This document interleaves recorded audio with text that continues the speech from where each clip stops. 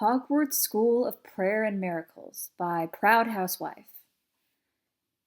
Chapter 3 Dinner Time. Author's Note.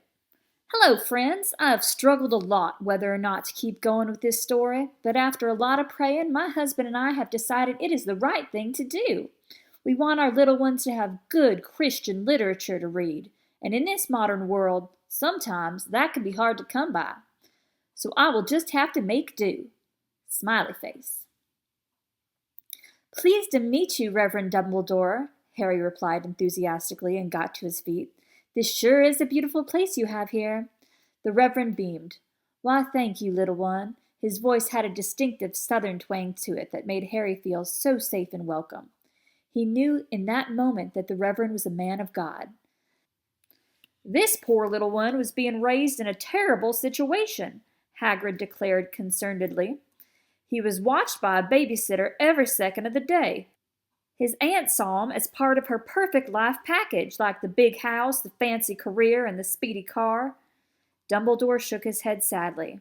Too bad no one told her parenting should be about the children, not the parents. That's why it's called parenting. Hagrid nodded wisely.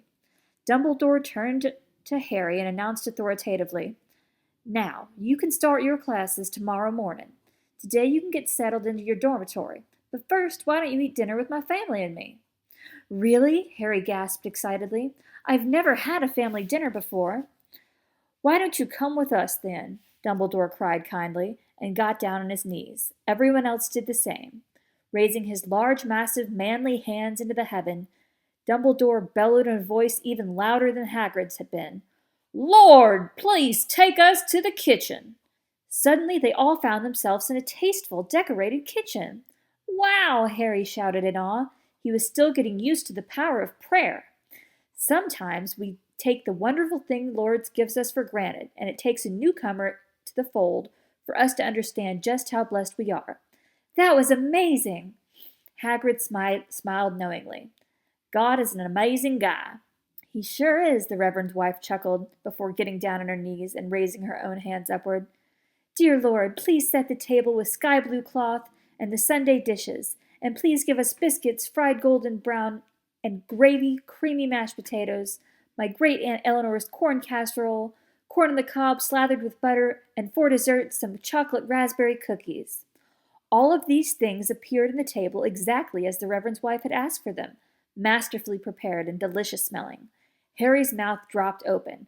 Truly, this woman was a real Proverbs 31 wife.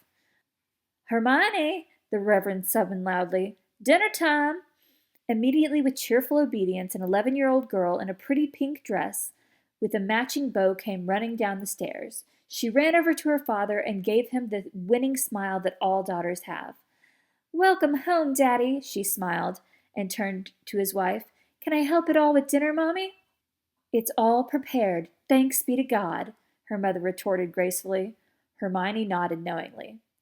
Hermione, I would like you to meet Harry Potter, our newest student at Hogwarts School of Prayer and Miracles, Dumbledore introduced magnanimously. Harry, I would like you to meet Hermione Granger, my beloved daughter. Pleased to meet you, Hermione responded sweetly with a shy grin.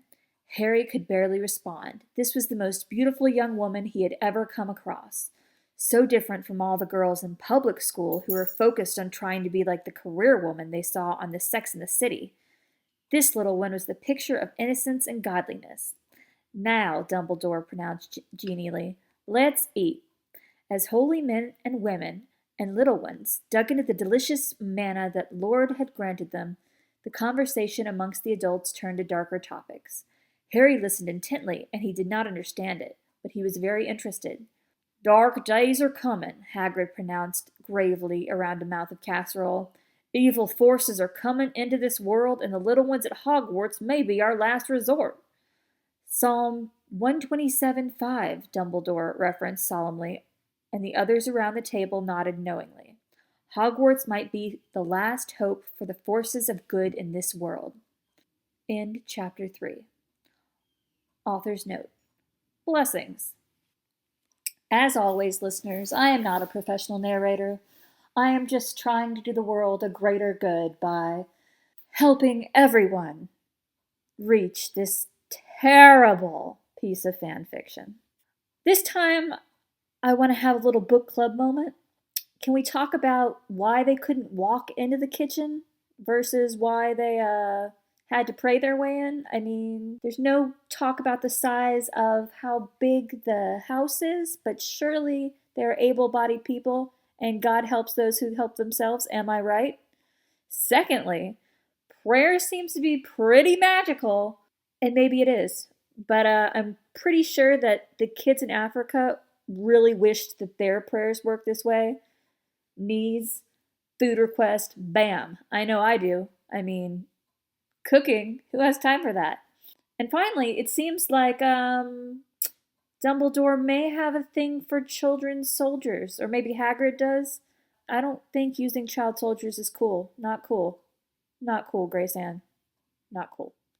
All right, that's all for this time. Until next time, peace be with you and with me.